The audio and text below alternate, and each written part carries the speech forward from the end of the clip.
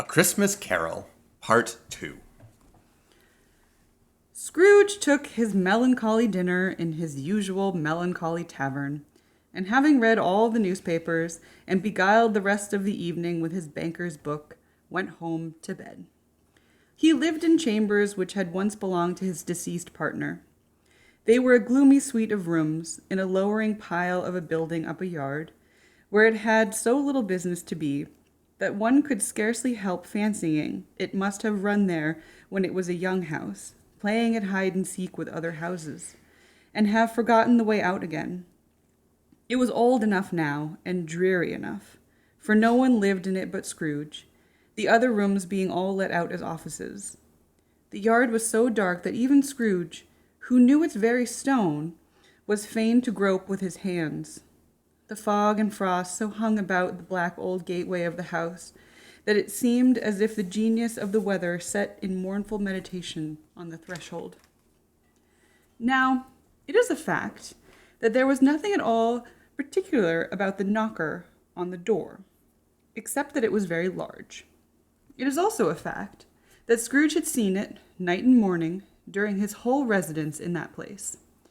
Also that Scrooge had as little of what is called fancy about him as any man in the city of London, even included, which is a bold word, the corporation, alderman, and livery.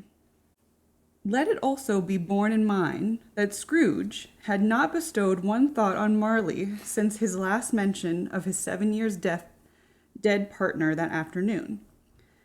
And then let any man explain to me, if he can, how it happened that Scrooge, having his key in the lock of the door, saw in the knocker, without its undergoing any intermediate process of change, not the knocker, but Marley's face.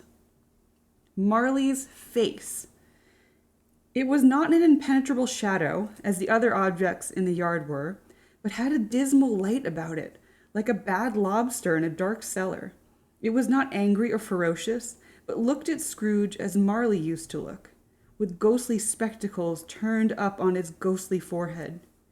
The hair was curiously stirred, as if by the breath or hot air, and though his eyes were wide open, they were perfectly motionless.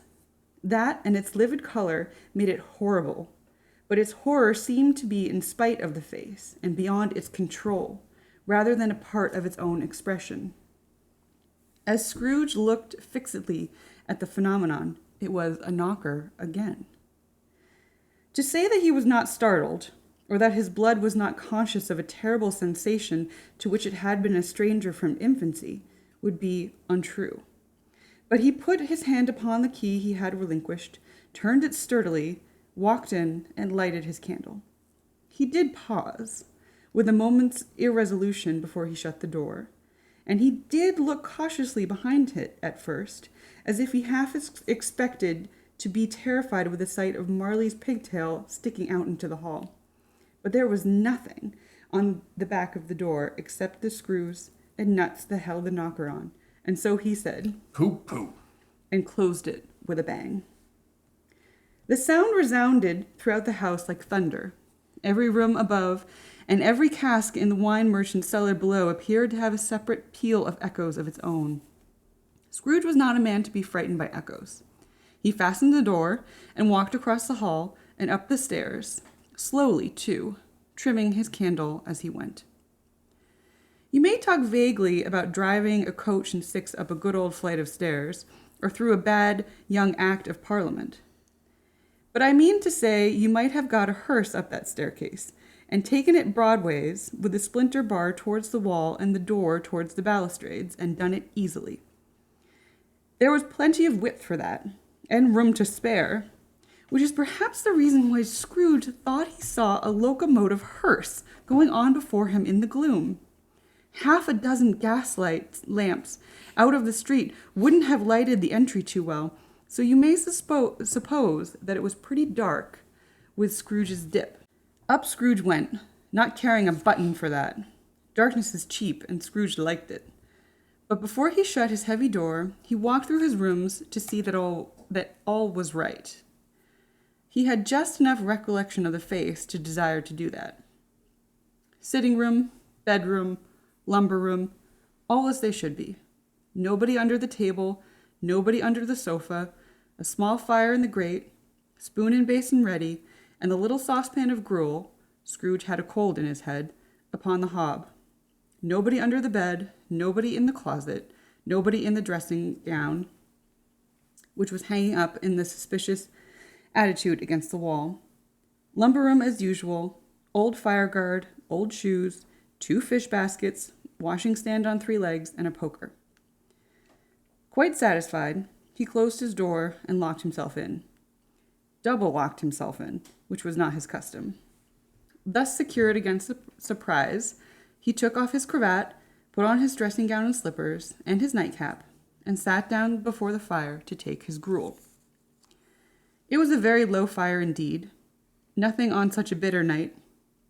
He was obliged to sit close to it and brood over it, before he could extract the least sensation of warmth from such a handful of fuel. The fireplace was an old one, built by some Dutch merchant long ago, and paved all round with quaint Dutch tiles, designed to illustrate the scriptures. There were Cains and Abels, Pharaoh's daughters, queens of Sheba, angelic messengers descending through the air on clouds like feather beds, Abrahams, Balthazars, apostles putting off to sea in butter boats, hundreds of figures to attract his thoughts. And yet the face of Marley, 7 years dead, came like the ancient prophet's rod and swallowed up the whole. If each smooth tile had been a blank at first, with power to shape some picture on its surface from the disjointed fragments of his thought, there would have been a copy of old Marley's head on every one. Humbug, said Scrooge and walked across the room. After several turns, he sat down again, and threw his head back in the chair. His glance happened to rest upon a bell, a disused bell that hung in the room, and communicated for some purpose now forgotten with a chamber to the highest story of the building. It was with great astonishment and with a strange, inexplicable dread that he looked, but he saw the bell begin to swing. It swung so softly in the outset that it scarcely made a sound, but soon it rang out loudly, and so did every bell in the house. This might have lasted half a minute, or a minute, but it seemed an hour. The bells ceased as they had begun together. They were succeeded by a clanking noise. Deep down below, as if some person were dragging a heavy chain over the casks in the wine merchant's cellar. Scrooge then remembered to have heard that ghosts in haunted houses were described as dragging chains. The cellar door flew open with a booming sound, and then he heard the noise much louder, on the floors below, then coming up the stairs, then coming straight towards his door. It's humbug still, said Scrooge. I won't believe it. His color changed, though, when, without a pause, it came on through the heavy door and passed into his room before his eyes. Upon its coming in, the dying flame leaped up as though it cried, I know him, Marley's ghost, and fell again. The same face, the very same, Marley in his pigtail, usual waistcoat, tights, and boots, the tassels on the latter bristling like his pigtail and his coat skirts and the hair upon his head. The chain he drew was clasped about his middle. It was long and wound about him like a tail, and it was made, for Scrooge observed it closely, of cash boxes, keys, padlocks, ledgers, deeds, and a heavy purse wrought in steel. His body was transparent, so that Scrooge, observing him, and looking through his waistcoat, could see the 2 buttons on his coat behind. Scrooge had often heard it said that Marley had no bowels, but he had never believed it until now. No, nor did he believe it even now. Though he looked the phantom through and through and saw it standing before him, though he felt the chilling influence of its death-cold eyes and marked the very texture of the folded kerchief bound its head and chin, which wrapper he had not observed before, he was still incredulous and fought against his senses. How now? Said Scrooge, caustic and cold as ever. What do you want with me? Much. Marley's voice, no doubt about it. Who are you? Ask me who I was. Who were you then? Said Scrooge, raising his voice. You're particular for a shade. He was going to say, To a shade. but substituted this as more appropriate. In life, I was your partner, Jacob Marley. Can you sit down? Asked Scrooge, looking doubtfully at him. I can. Do it then. Scrooge asked the question because he didn't know whether a ghost so transparent might find himself in a condition to take a chair, and felt that in the event of it being impossible, it might involve the necessity of an embarrassing explanation. But the ghost sat down on the opposite side of the fireplace, as if he were quite used to it. You don't believe in me. Observed the ghost. I don't. Said Scrooge.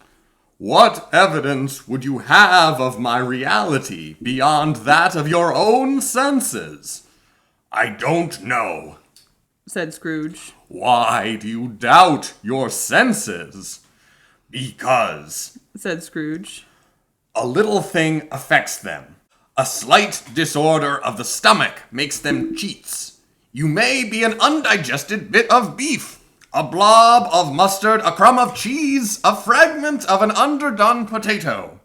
There's more of gravy than of grave about you, whatever you are. Scrooge was not much in the habit of cracking jokes, nor did he feel in his heart by any means waggish then.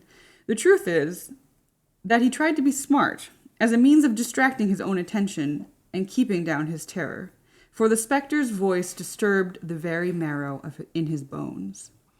To sit staring at those fixed glazed eyes in a silence for a moment would play, Scrooge felt, the very deuce of him. There was something very awful, too, in the specter's being provided with an infernal atmosphere of his own. Scrooge could not feel it himself, but this was clearly the case, for though the ghost sat perfectly motionless, its hair and skirts and tassels were still agitated, as if the hot vapor from an oven. You see this toothpick? Said Scrooge, returning quickly to the charge, for the reason just assigned, and wishing, though it were only for a second, to divert the vision's stony gaze from himself. I do, replied the ghost. You are not looking at it, said Scrooge. but I see it, said the ghost. notwithstanding.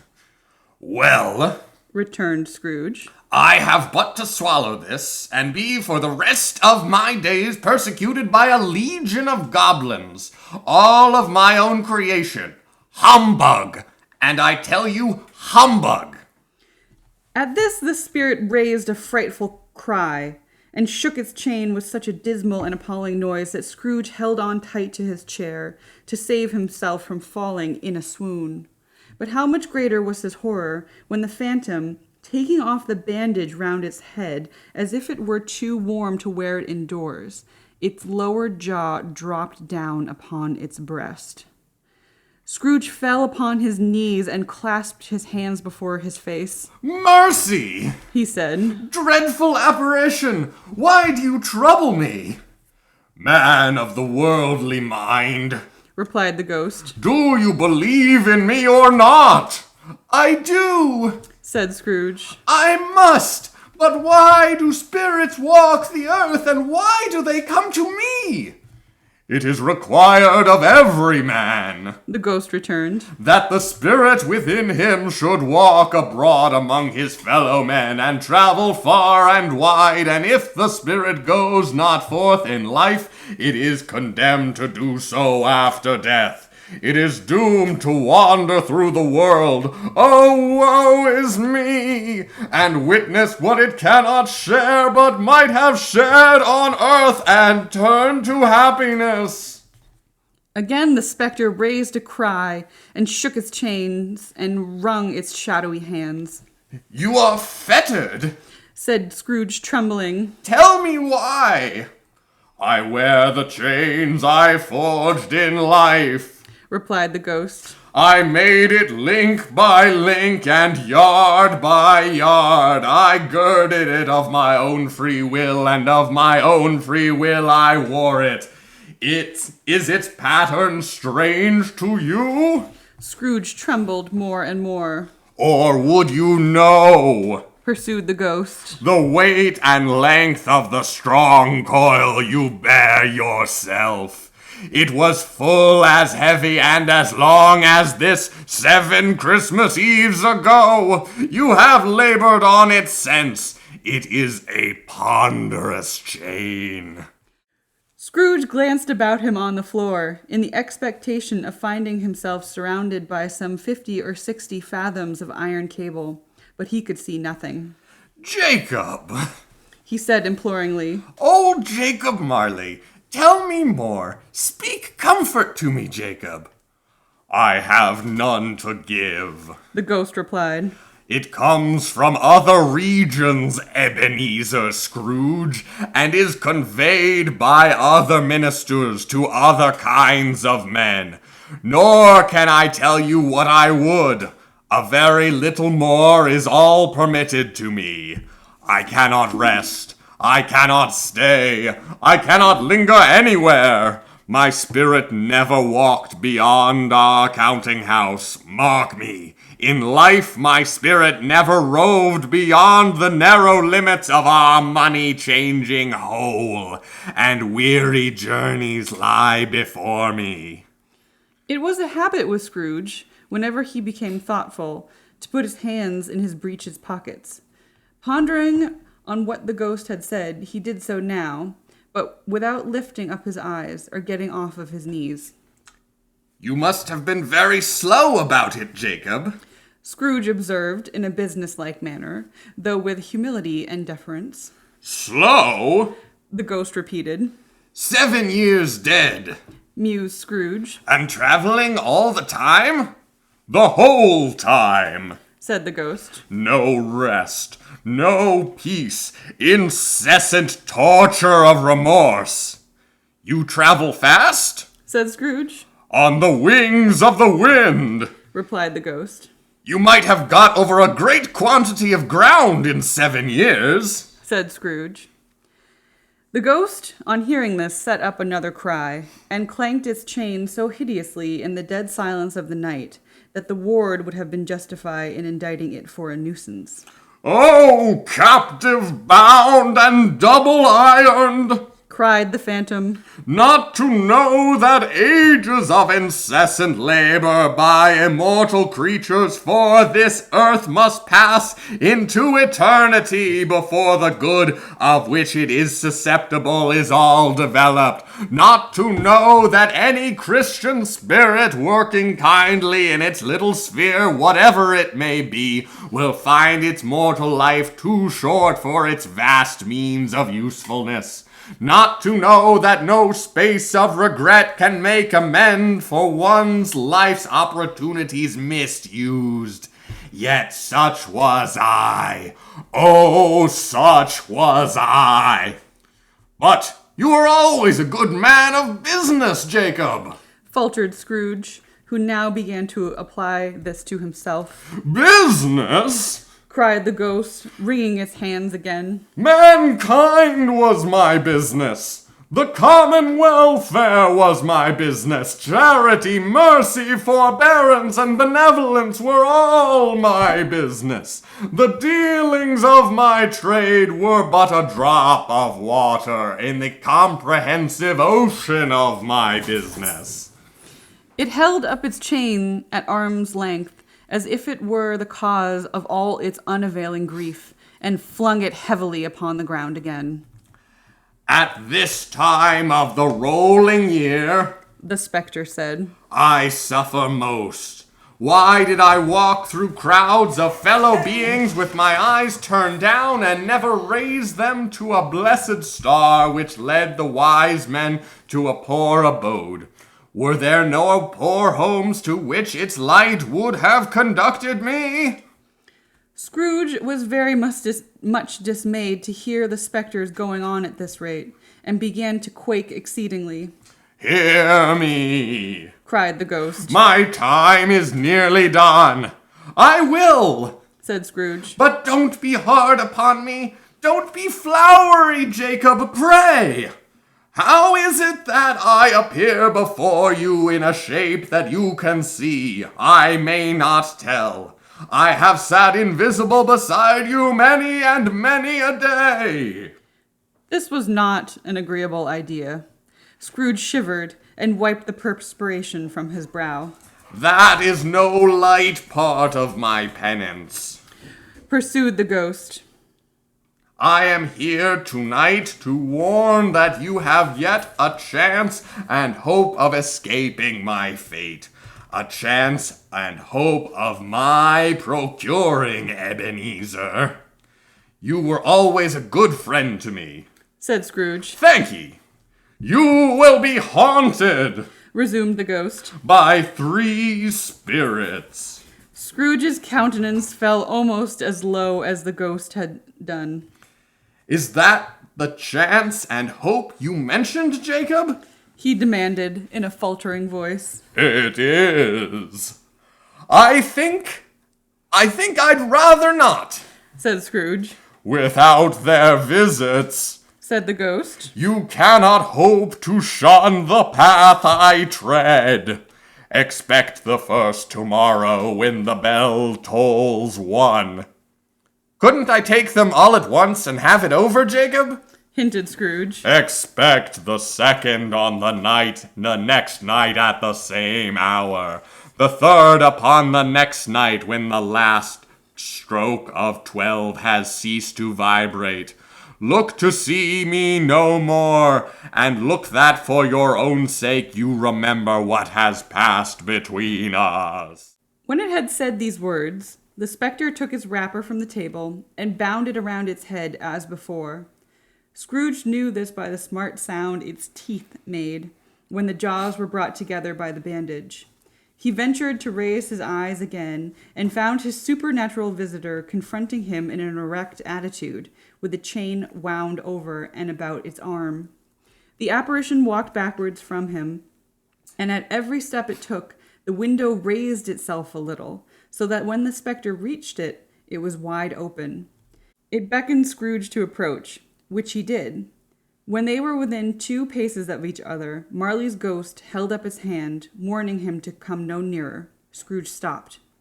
Not so much in obedience as in surprise and fear, for on the raising of the hand he became sensible of confused noises in the air, incoherent sounds of lamentation and regret, wailings inexpressibly sorrowful and self-accusatory.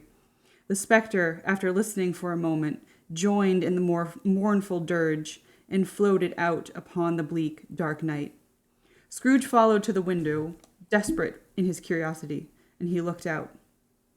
The air was filled with phantoms, wandering hither and thither in restless haste, and moaning as they went. Every one of them wore chains like Marley's ghost. Some few, they might have been guilty governments, were linked together. None were free. Many had been personally known to Scrooge in their lives. He had been quite familiar with one old ghost in a white waistcoat with a monstrous iron safe attached to its ankle, who cried piteously at being unable to assist a wretched woman with an infant, whom it saw below on a doorstep. The misery with them all was, clearly, that they sought to interfere for good in human matters and had lost that power forever. Whether these creatures faded into mist or mist enshrouded them, he could not tell. But they and their spirit voices faded together, and the night became as it had been when he walked home. Scrooge closed the window and examined the door by which the ghost had entered. It was double-locked, as he had locked it with his own hands, and the bolts were undisturbed. He tried to say, "Humbug," but stopped at the first syllable. And being from the emotion he had undergone, or the fatigues of the day, or the glimpse of the invisible world, or the dull conversation of the ghost, or the lateness of the hour, much in need of repose, he went straight to bed, without undressing, and fell asleep upon an instant. When Scrooge awoke, it was so dark that looking out of the bed, He could scarcely distinguish the transparent window from the opaque walls of his chamber. He was endeavoring to pierce the darkness with his ferret eyes when the chimes of the neighboring church struck the 4 quarters. So he listened for the hour. To his great astonishment, the heavy bell went from 6 to 7, and from 7 to 8, and regularly up to 12, and stopped. 12! It was past 2 when he had gone to bed. The clock was wrong. An icicle must have gotten into the works. 12! He touched the spring of his repeater to correct this most preposterous clock. Its rapid little pulse beat 12 and stopped. Why, it isn't possible, said Scrooge. that I can have slept through the whole day and far into another night. It isn't possible that anything has happened to the sun, and this is 12 at noon. The idea being an alarming one, he scrambled out of bed and groped his way to the window. He was obliged to rub the frost off with a sleeve of his dressing gown before he could see anything, and could see very little then. All he could make out was that it was still very foggy and extremely cold, and that there was no noise of people running to and fro and making a great stir, as there was unquestionably would have been if the night had beaten off bright day and taken possession of the world. This was a great relief because 3 days after sight of this first exchange, pay to Mr. Ebenezar Scrooge or his order, and so forth would have become a mere United States security if there were no days to count by. Scrooge went to bed again and thought and thought and thought it over, and could make nothing of it. The more he thought, the more perplexed he was. The more he endeavored not to think, the more he thought. Marley's ghost bothered him exceedingly. Every time he resolved within himself, after mature inquiry, that it was all a dream, his mind flew back again, like the strong spring released, to its first position, and presented the same problem to be worked all through. Was it a dream or not? Scrooge lay in this state until the chime had gone 3 quarters more, when he remembered, on a sudden, that the ghost had warned him of a visitation when the bell tolled 1. He resolved to lie awake until that hour was past, and considering that he could no more go to sleep than go to heaven, this was perhaps the wisest resolution in his power.